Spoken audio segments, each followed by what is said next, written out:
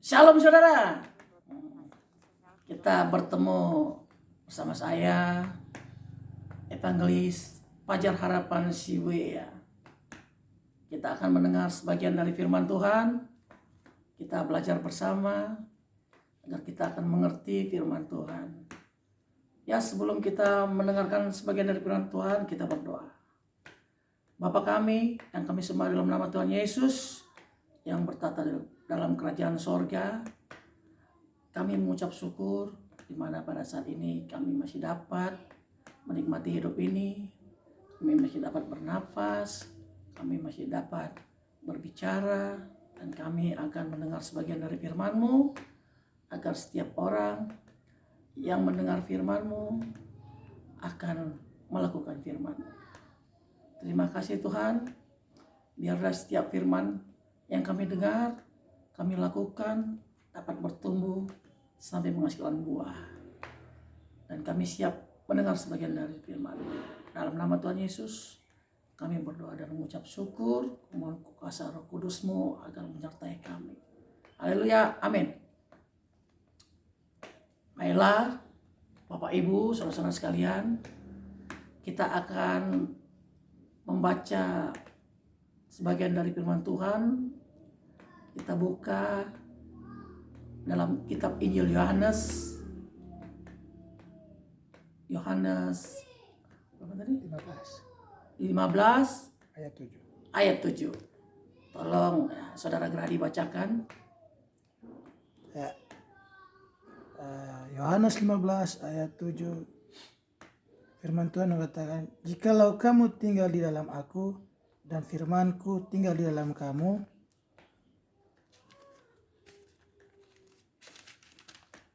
mintalah apa saja yang kamu kehendaki dan kamu akan menerimanya." Amin. Haleluya. Dari firman Tuhan ini kita sudah mendengar bahwa semua yang kita butuhkan kita bisa mendapatkannya dari Tuhan. Sebenarnya Tuhan itu menjamin kehidupan kita.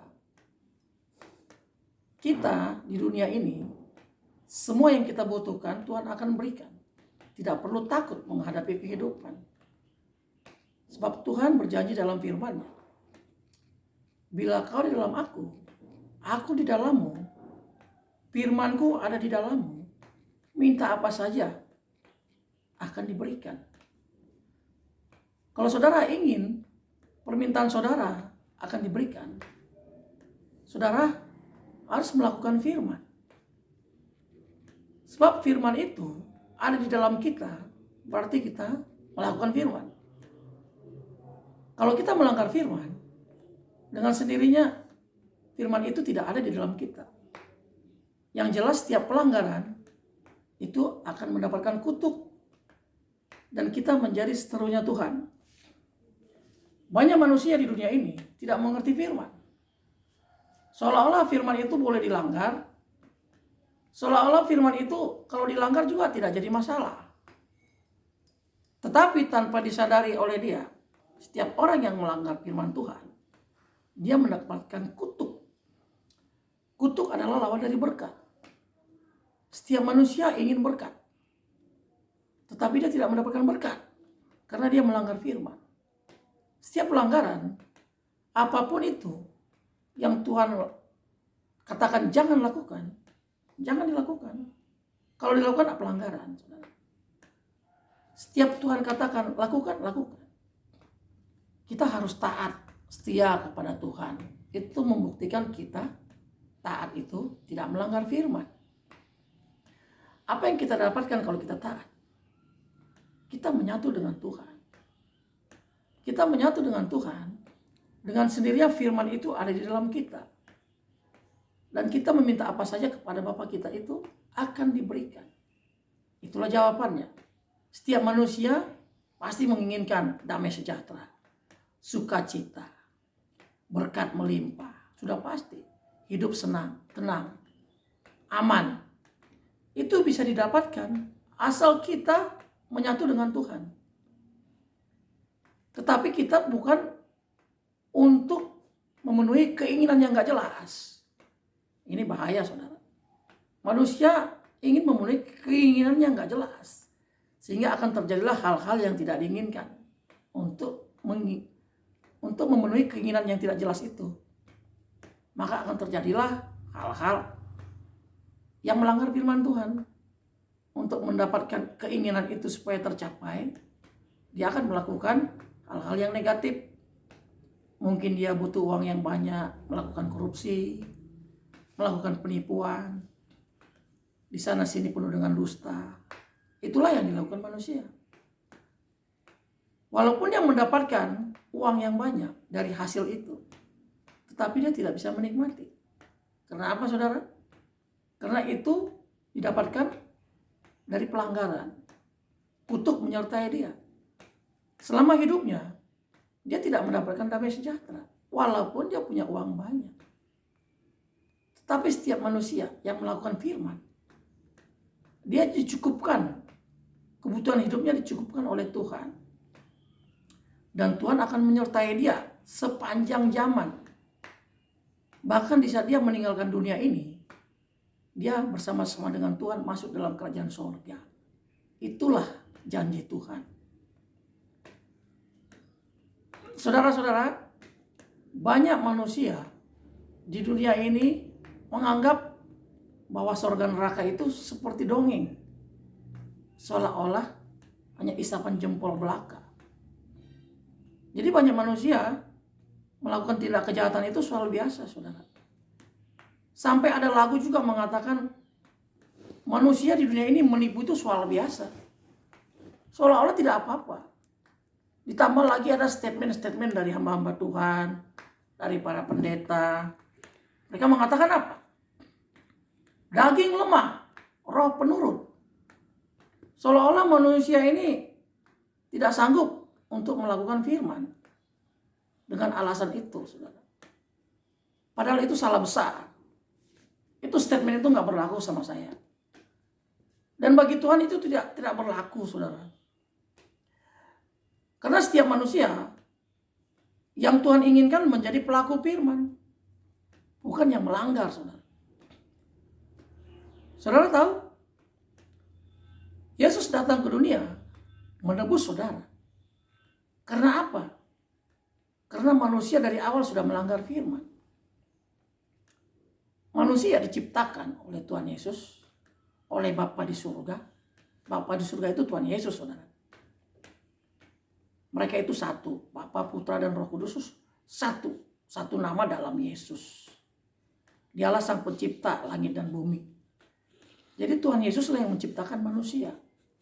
Dan manusia ini milik Tuhan Yesus. Sejak Adam dan Hawa melanggar firman yang dikatakan, Tuhan hanya mengatakan apa, saudara? Semua buah boleh kamu makan. Tetapi ada satu buah, yaitu buah dari pohon pengetahuan, jangan kamu makan. Tetapi Adam dan Hawa terbujuk oleh iblis lewat ular naga. Dia memakan buah itu. Apa yang terjadi?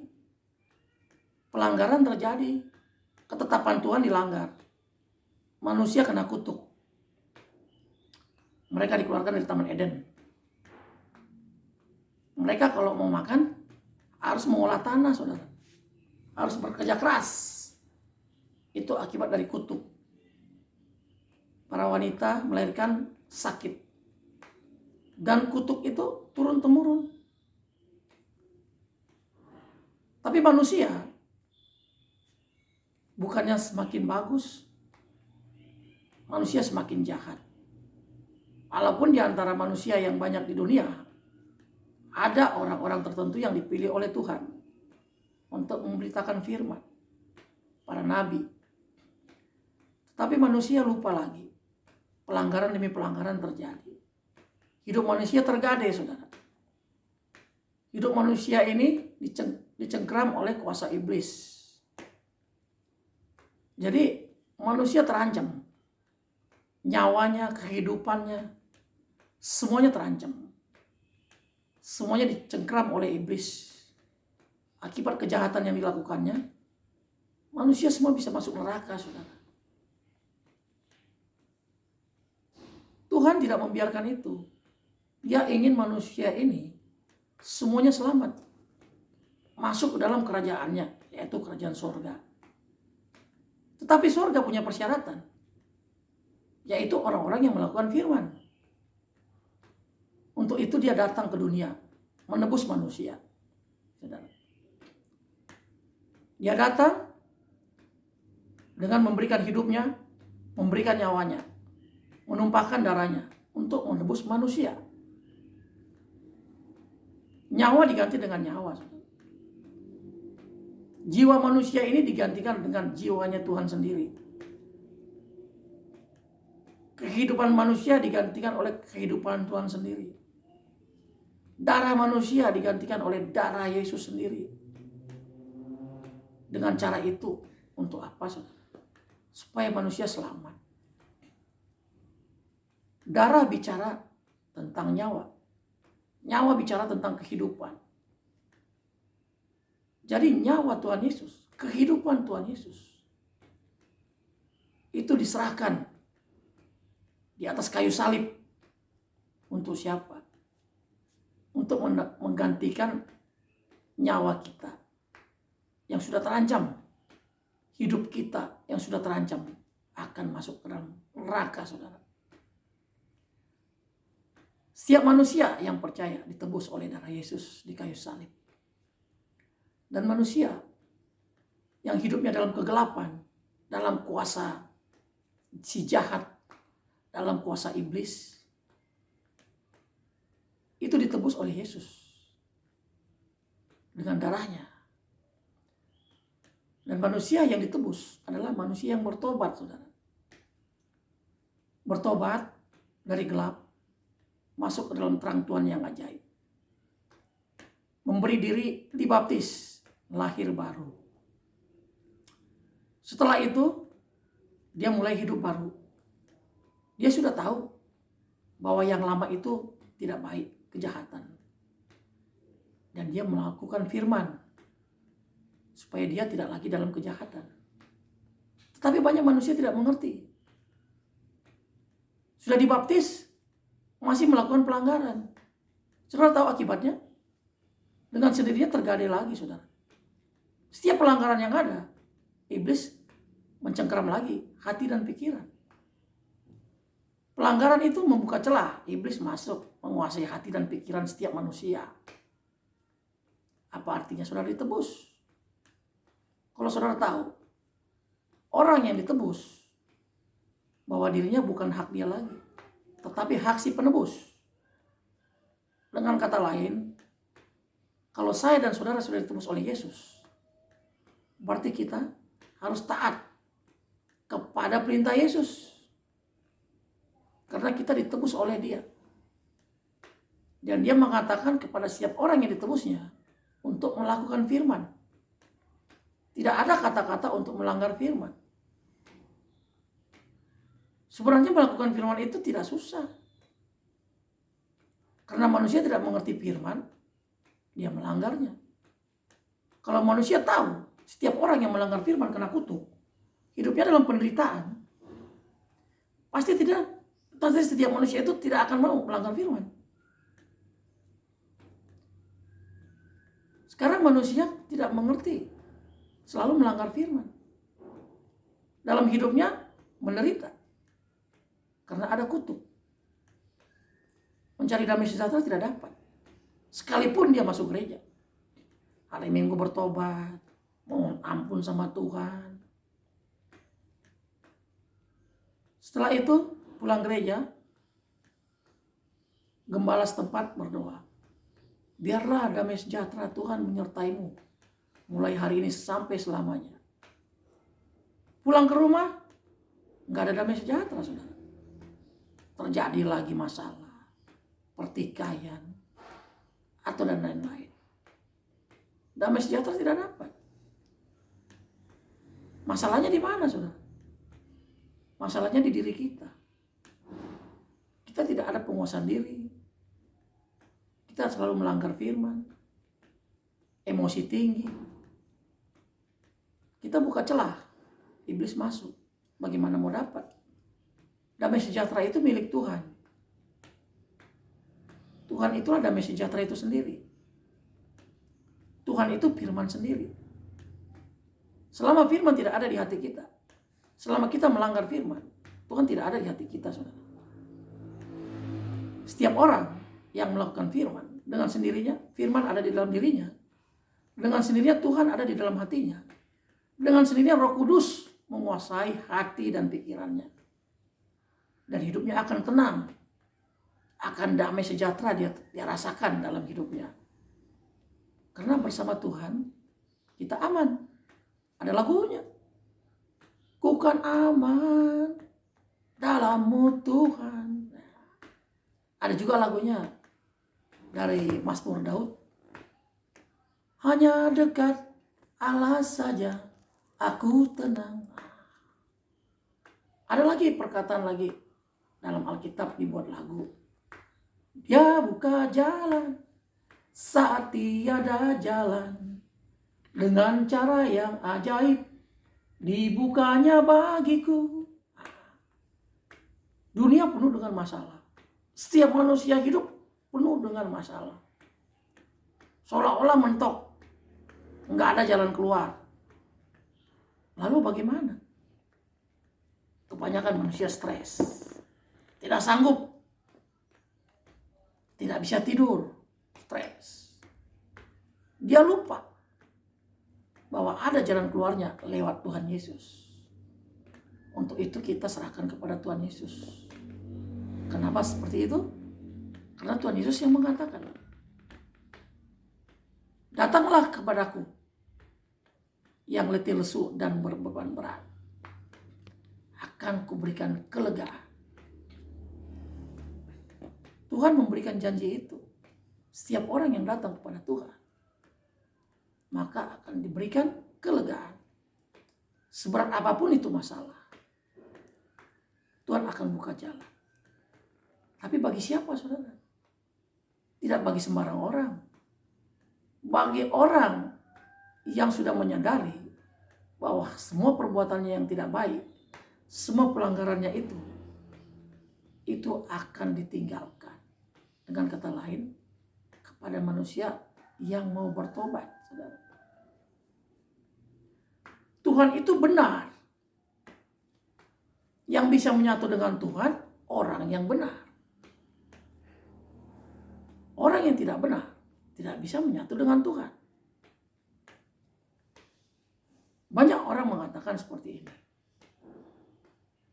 Manusia masuk ke dalam kerajaan surga oleh karena kasih karunia, bukan karena perbuatan baik. Tetapi saudara harus ingat, manusia yang masuk kerajaan surga, manusia yang melakukan firman. Orang yang melakukan firman udah pasti baik dan benar. Sementara orang yang baik belum tentu benar. Banyak manusia berpura-pura baik. Tapi Tuhan mau manusia yang melakukan firman. Orang yang melakukan firman itu sama seperti carang-carang yang menyatu kepada pohon. Yesus mengatakan, akulah pohon anggur yang baik. Sementara kita adalah carang-carangnya. Setiap ranting, setiap carang yang menyatu kepada pokok anggur yang benar itu akan menghasilkan buah. Di luar dari itu tidak bisa menghasilkan buah. Adapun ada ranting atau carang yang tidak menghasilkan buah akan dipotong. Dan dia akan dibuang ke dalam api. Saudara mengerti arti ayat ini? Setiap manusia yang tidak melakukan firman Tuhan, mereka akan dimasukkan ke dalam api neraka. Karena Tuhan mencari pelaku firman. Dan pelaku firman akan menghasilkan buah. Dan buah itulah buah-buah Roh Kudus. Buah Roh Kudus itu semuanya mengasihi. Orang yang mengasihi Tuhan, mengasihi sesama manusia, itu adalah orang yang benar. Tetapi setiap orang yang tidak mengasihi manusia, dia tidak menjadi berkat. orang di sekelilingnya akan mengeluh akan kehadiran dia. Karena setiap orang yang sering disakiti, ataupun yang sering dicemooh, ataupun hal-hal yang tidak menyenangkan dalam dirinya, dia tidak mau mendekati orang itu, saudara. Dia akan menjauh. Tetapi orang yang menjadi berkat, dia akan dicari. Karena setiap bersama dengan dia, ada damai sejahtera, ada sukacita, senang. Dengan kata lain, hidupnya happy, saudara. Walaupun kita hanya ngobrol, tapi dia senang. Tapi coba lihat di sekeliling kita. Kalau manusia sekitar kita yang sukanya menipu orang, banyak dusta, terus apalagi mencuri, wah lebih parah, saudara. Nggak ada yang mau berteman dengan dia, saudara. Setiap dia muncul, orang menjauhkan diri. Itulah yang terjadi. Dengan kata lain, di dunia aja, setiap manusia yang melanggar firman, tidak ada tempatnya. Ada tempatnya, tapi di mana, saudara? Di penjara. Nggak ada satupun manusia yang mau berteman dengan dia. Terus apakah dia bisa masuk surga? Kalau dia tidak bertobat, tidak bisa, saudara. Di dunia aja nggak diterima, apalagi di surga. Udah pasti nggak diterima. Supaya dia bisa diterima bagaimana? Bertobat. Meninggalkan itu semua. Kalau dia belum dibaptis, ya udah, dibaptis lagi. Hidup baru. Habis itu melakukan firman. Selama napas masih ada, belum putus, selama kita masih hidup di dunia ini, pintu anugerah masih terbuka. Tetapi kalau sudah putus napas, ajal sudah datang, sudah meninggalkan dunia ini, pintu anugerah tertutup, saudara. Sekalipun pendeta siapapun yang berdoa, tetap aja tidak bisa. Karena hubungan orang yang hidup dengan yang mati sudah tidak ada. Untuk itu, saudara, marilah kita. Kalau kita sudah mengerti firman, kita lakukan firman. Kalau kita lakukan firman, kita menyatu dengan Tuhan. Dia katakan apa? Dalam ayat tadi. Kalau kau ada di dalamku, aku di dalammu, firmanku ada di dalammu, minta apa saja. Segala kebutuhan hidup kita akan diberikan, dijamin, saudara. Saudara tidak usah takut menghadapi hari esok. Tidak. Karena apa? Tuhan menyediakan. Menyediakannya kapan, saudara? Di saat saudara tidur. Ada ayatnya di Alkitab, nanti saudara cari sendiri. Karena Tuhan mengajarkan doa juga kepada para murid. Dia minta setiap hari kebutuhan hidup. Dia katakan dalam doa Bapa kami, berikanlah kami pada hari ini makanan kami yang secukupnya. Untuk hari ini, saudara. Supaya apa? Supaya besok berdoa lagi. Dengan kata lain, setiap hari kita mengandalkan Tuhan dalam hidup. Tapi kalau permintaannya, berikanlah kami pada hari ini makanan kami sampai bulan depan. Mintanya 1 bulan, saudara. Nanti manusia itu akan berdoa bulan depan. Karena dia minta hari ini sampai bulan depan. Esok, lusa, dia nggak berdoa lagi. Nanti sudah habis bahan makanannya, baru dia berdoa lagi. Jadi 1 bulan kemudian dia berdoa, saudara. Itulah manusia. Dan itu terjadi di Alkitab juga.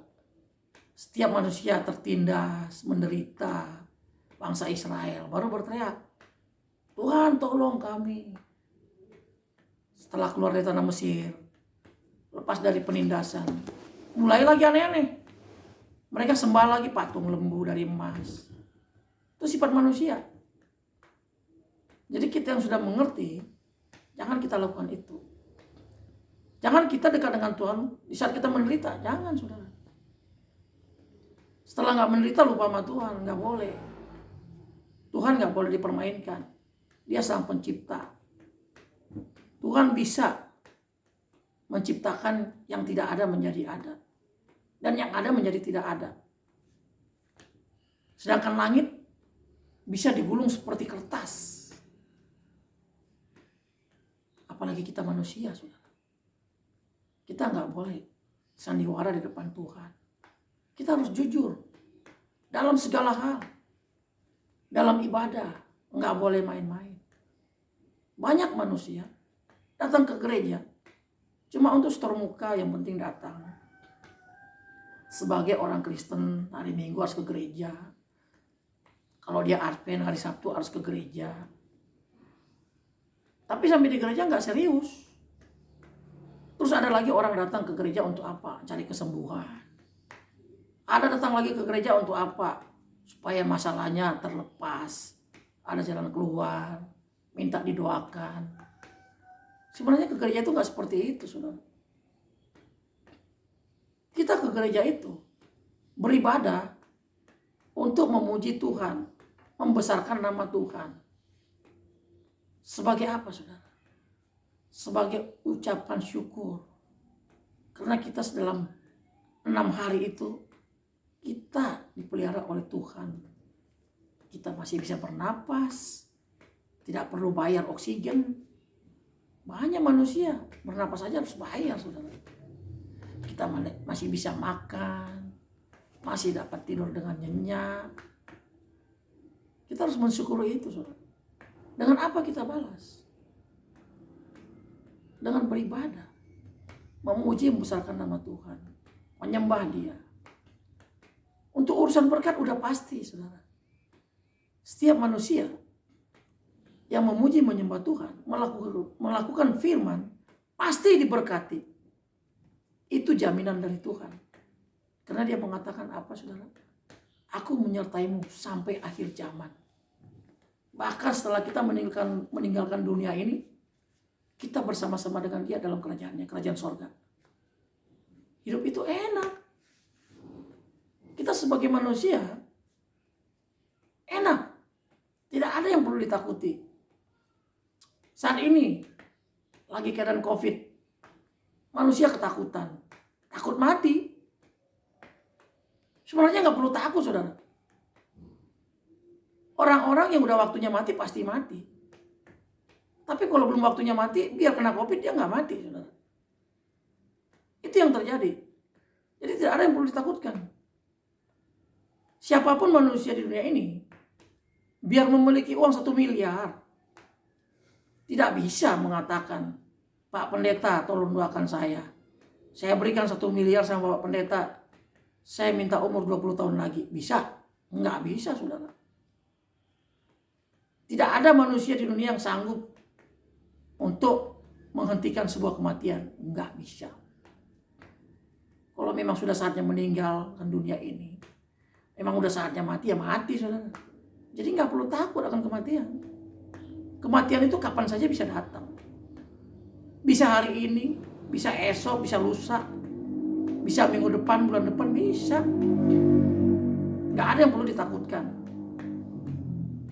Tetapi setiap manusia yang melakukan firman, yang dekat dengan Tuhan, ada jaminan. Saudara tahu jaminannya? Berkat Tuhan kepada manusia ciptaannya,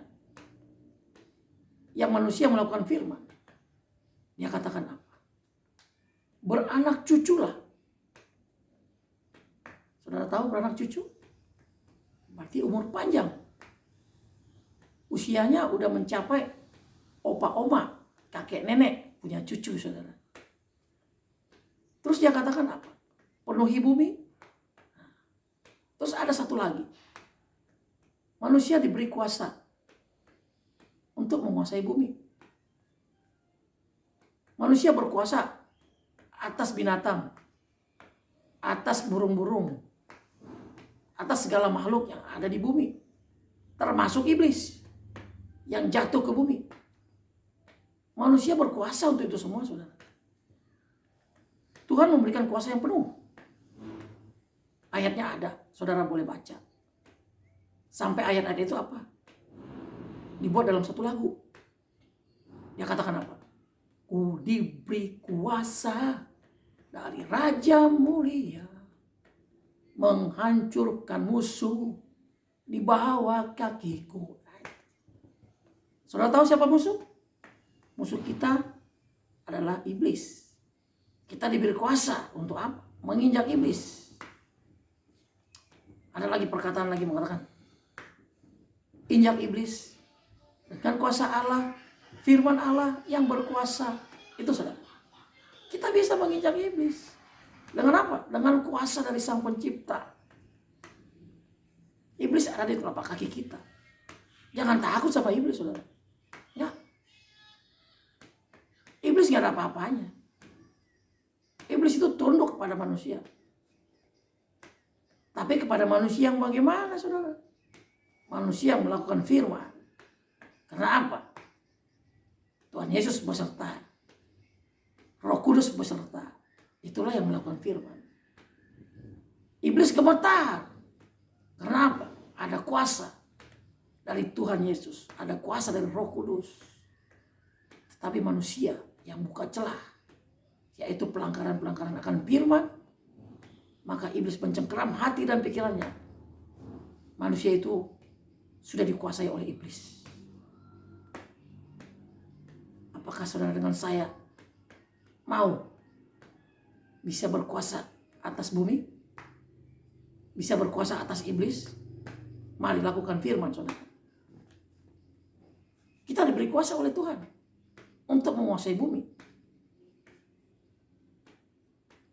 Tapi Tuhan berkuasa atas langit dan bumi. Sorga dan bumi. Manusia berkuasa atas bumi.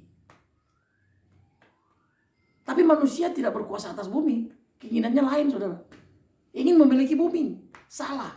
Itu salah besar. Setiap manusia yang ingin memiliki bumi, makanya hidupnya akan kacau. Karena dia akan berusaha untuk mengumpulkan harta di dunia. Sebanyak mungkin. Mengumpulkan uang, mengumpulkan harta. Itu yang terjadi, saudara. Setelah dia capai, apa yang terjadi? Dia merasa dirinya di atas. Setiap orang yang miskin, dia mengatakan gak level. Kesombongan terjadi, saudara. Tanpa dia sadari, kuasa iblis sudah menguasai hati dan pikirannya. Seolah-olah manusia ini udah gak levelnya lagi, saudara. Dia lupa apalah arti kekayaan dunia. Dia lupa bahwa dunia ini bukan untuk dimiliki, tapi untuk dikuasai. Orang yang bisa menguasai dunia ini, orang yang bisa menguasai bumi, yaitu orang yang bisa menguasai dirinya. Setiap orang yang tidak bisa menguasai dirinya, dia akan di bawah kuasa iblis. Tapi manusia yang punya penguasaan diri, dia tidak silau akan harta. Dia tidak silau akan orang kaya. Dia nggak peduli, saudara. Saudara tahu kehidupan Yesus? Yesus yang menciptakan langit dan bumi. Tapi dia datang ke dunia sebagai apa? Dia datang sebagai raja. Tapi bukan tinggal di dalam suatu kerajaan. Dia memilih apa, saudara? Lahir di sebuah kandang yang hina. Kandang domba. Padahal dia pemilik surga dan bumi. Apakah dia silau dengan harta? Tidak. Apakah dia pernah mengeluh? Tidak. Dia jalan itu hidup. Tidak ada pengeluhan. Jadi setiap manusia yang merasa dirinya paling miskin di dunia, belum pernah terdengar lahir di kandang domba. Jadi manusia jangan mengeluh. Setiap manusia punya takdir masing-masing, saudara. Kita harus menerima takdir itu. Tidak semua manusia ini ditakdirkan hidup di keluarga kaya. Tidak. Tidak semua. Ada manusia memang ditakdirkan lahir di keluarga kaya. Di sebuah kerajaan. Seperti kerajaan Inggris. Atau kerajaan lainnya. Dia lahir sampai mati kaya, saudara. Nggak pernah kerja apa-apa. Nggak pernah cuci piring, nggak pernah. Bangun tidur, bunga mata semua ada. Tersedia. Tapi ada juga manusia lahir di keluarga miskin. Di keluarga pemulung. Itu yang pemungut sampah. Yang kerjanya cuma cari-cari sampah. yang bisa buat dijual. Lahir di keluarga itu, saudara. Bahkan sampai besar juga jadi pemulung. Sampai mati juga jadi pemulung, saudara. Ada juga yang lahir di keluarga kaya, bangkrut jadi miskin. 1 di antara 1000. Ada juga yang lahir di keluarga miskin, berusaha jadi kaya. 1 di antara 1000. Ada juga yang hidupnya nggak pernah kaya, nggak pernah miskin, di tengah. Sampai mati juga seperti itu, saudara. Yang jadi pertanyaan, apakah semua mereka bisa menikmati damai sejahtera itu? Karena damai sejahtera bukan dinilai dari kekayaan atau kemiskinan. Orang yang kaya juga ada yang tidak mendapatkan damai sejahtera, malah stres. Banyak, saudara. Banyak pengusaha-pengusaha muda stres. Bahkan ada orang kaya sampai bunuh diri, stres. Ada juga orang miskin tidak punya damai sejahtera. Sama, saudara.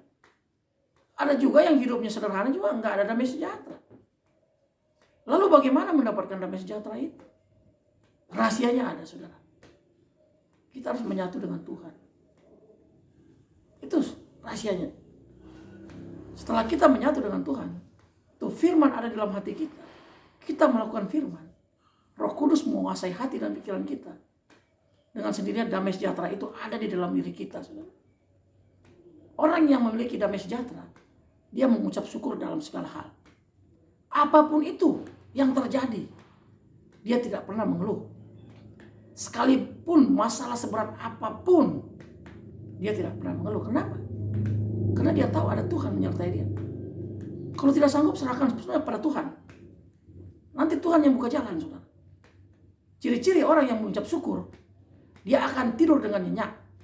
Tetapi orang yang tidak mengucap syukur, orang yang penuh dengan kekhawatiran dan ketakutan, nggak bisa tidur, saudara. Stres. Banyak manusia stres. Untuk itu Yesus mengatakan, jangan khawatir. Apakah dengan khawatirmu akan menambah umurmu sehasta? Malah yang datang sebaliknya, saudara. Cepat mati. Sebelum mati sakit dulu. Habis stres stroke. Menderita dulu, saudara. Kaki tangan udah mati. Udah gak bisa bicara. Baru mati. Menderita. Nah, untuk itu, saudara, mari kita lakukan firman. Kita menyatu dengan Tuhan. Karena semua itu Tuhan berikan untuk supaya manusia mendapatkan damai sejahtera. Amin, saudara. Itulah rahasia firman Tuhan yang ingin saya sampaikan pada hari ini. Kiranya kita yang mendengar, kita mengerti akan firman. Kita melakukan firman itu. Supaya apa, saudara? Supaya kita mendapatkan damai sejahtera, sukacita, kita dapat menikmati hidup. Sebab kesuksesan dalam hidup ini adalah orang yang bisa menikmati hidup. Bukan orang yang kaya raya atau orang yang miskin. Orang Manado bilang miskin melendong, bukan. Tetapi dalam keadaan apapun, kita mengucap syukur, kita dapat menikmati hidup. Apapun yang Tuhan berikan, terima kasih Tuhan. Puji dan syukur kupanjatkan kepadamu. Saat ini aku masih dapat menikmati hidup. Masih dapat bernapas. Masih dapat makan. Masih dapat tidur dengan nyenyak. Itu dia, saudara. Kalaupun ada harta, itu bonus dari Tuhan. Tuhan bisa menyediakan apa saja, saudara. Tuhan juga mau manusia ini memiliki harta. Tetapi Tuhan tidak mau manusia lupa bahwa yang memberikan itu semua adalah Tuhan. Banyak manusia lupa, saudara. Seolah-olah harta yang dia dapatkan itu oleh karena kehebatannya, kepintarannya. Sombong, saudara. Jangan. Semua harta dunia ini hanyalah titipan dari Tuhan. Dan itu kita pergunakan untuk memuliakan nama Tuhan. Ya, untuk para orang-orang yang punya harta melimpah. Janganlah kamu dihimpit oleh harta itu sampai gak bertumbuh. Janganlah karena harta itu kamu tidak lagi mengenalkan Tuhan dalam hidupmu. sebab semua akan sia-sia. Marilah kita dalam hidup kita sehari-hari mengandalkan Tuhan. Sebab tanpa Tuhan kita tidak bisa berbuat apa-apa. Semua sia-sia. Tanpa kita menyatu dengan Tuhan, kita tidak bisa bertumbuh, berbuah, tidak bisa. Tidak bisa menghasilkan buah roh, tidak bisa. Untuk itu kita menyatulah dengan Tuhan, kita lakukan firman, supaya firman Tuhan itu menjadi dalam hidup kita dan jadi nyata. Maka aku di dalammu, kamu di dalamku, firmanku di dalammu, itu akan terjadi.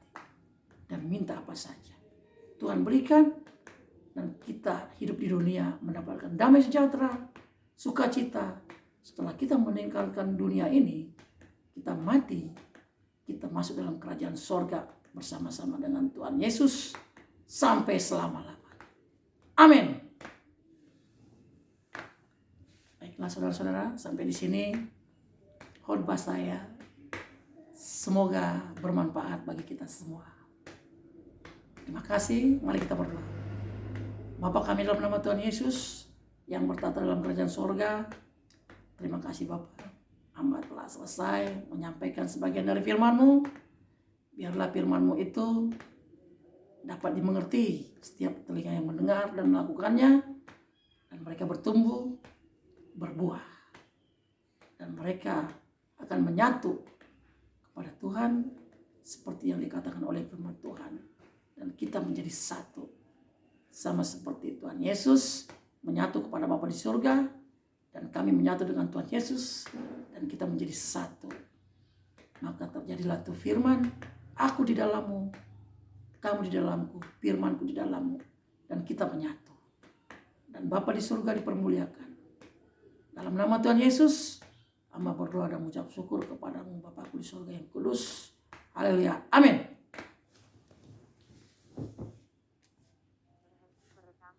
Tidak? Saya kasih mati.